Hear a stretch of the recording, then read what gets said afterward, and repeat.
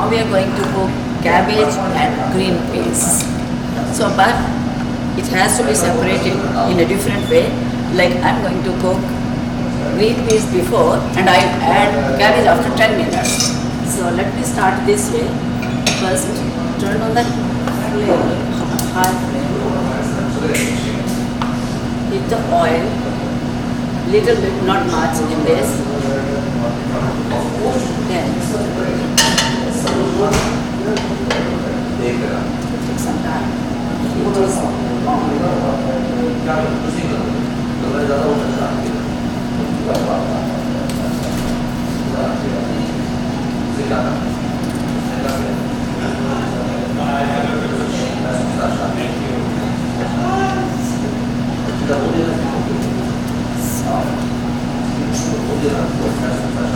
I'm going to add 1 spoon of cumin seeds. When it starts puffing up,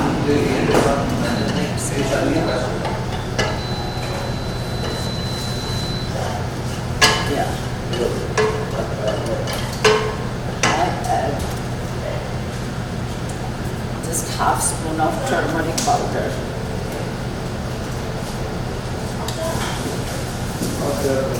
Half spoon of turmeric powder.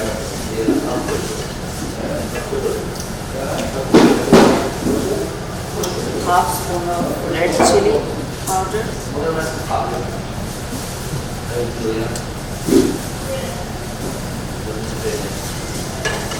Every time I should stir it.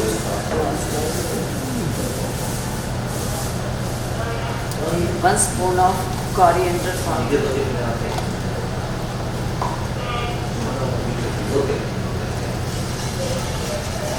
And 1/4 spoon of salt. So that these spices are sufficient for green peas only. I'll add more when I add cabbage. So you can see this.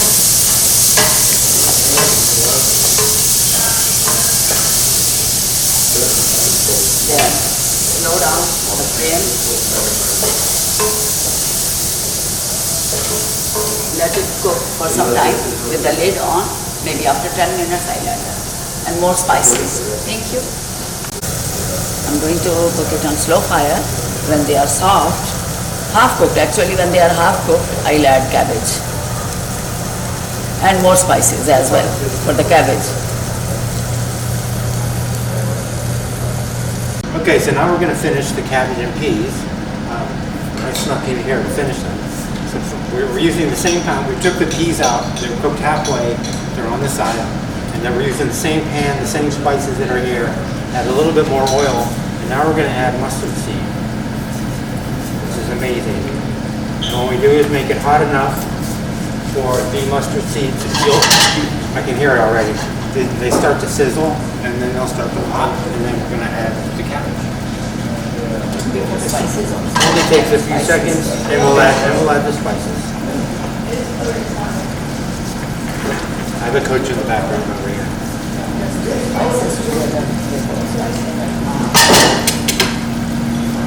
Add a little bit of turmeric. We already have turmeric in the peas.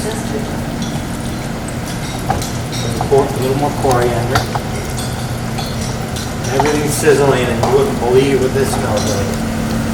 A touch more chili powder. And you can see the mustard seeds are starting to sizzle in here. And now the turmeric is too, and it's also changing the color. And we add a little bit more salt. And I have the heat cranked all the way up now. And now it stops sizzling. That means all the water's gone. That means at this point, if we don't hurry, it's going to burn.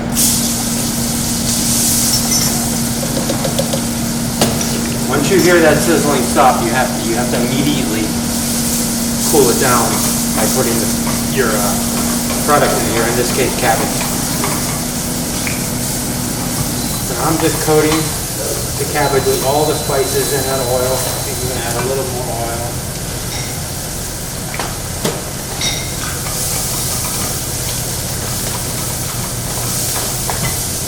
Once I get this all coated with these spices, going to add the peas and then let it cook down. It's only going to take a few minutes, probably about 5 or 6 minutes, for the cabbage to get really tender and for the flavors of the cabbage and the pea to blend together.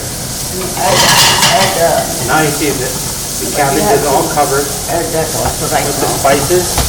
You can see all the little mustard seeds that are in there. Those will continue to infuse and perfume the cabbage. And now I'm going to add the peas. Right. Cover it.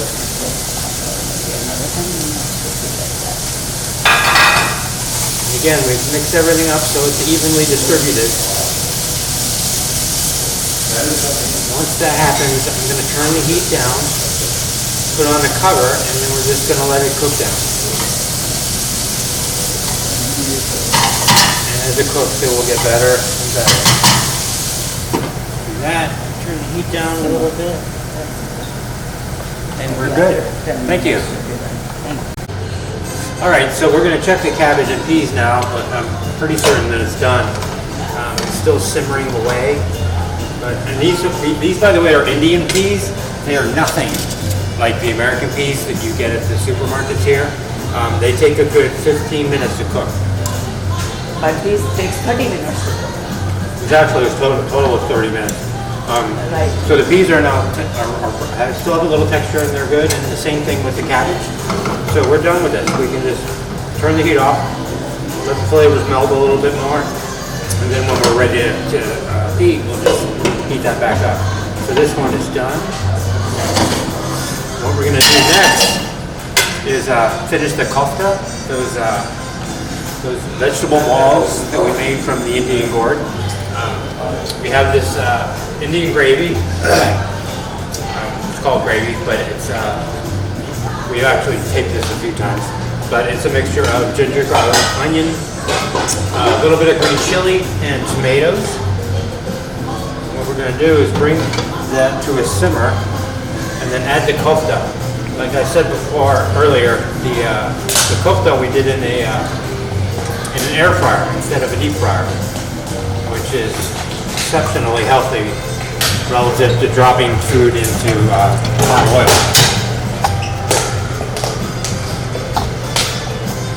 These look very much like they were deep fried, but they were not.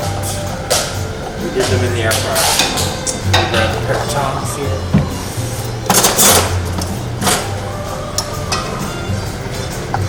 So this has to come to a simmer. If we add it too early when the liquid's still cold, what happens is these might break apart, even though they do have a beautiful crust on them. So we wait till we get these to a simmer, and then we add the kofta, and we're going to let the kofta sit. It's coming to a simmer now.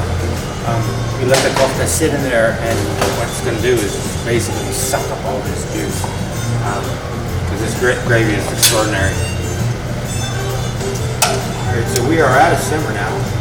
So I'm going to add some of the kofta. We're going to save some of this kofta too, because we have a lot. We'll freeze it, which is why I'm not going to put all of it in. I'm going to save about 6. And now if you take a look in here, it's coming to a simmer. I have it at an angle now, so it's not working quite as well. But it's coming to a simmer, and it's just sitting in this wonderful gravy. And what we're going to do is let it sit in there for a while, probably about half an hour or so. And then this will be ready to serve as well. Finish it with chopped coriander, fresh coriander, cilantro, and we are good to go. Thank you.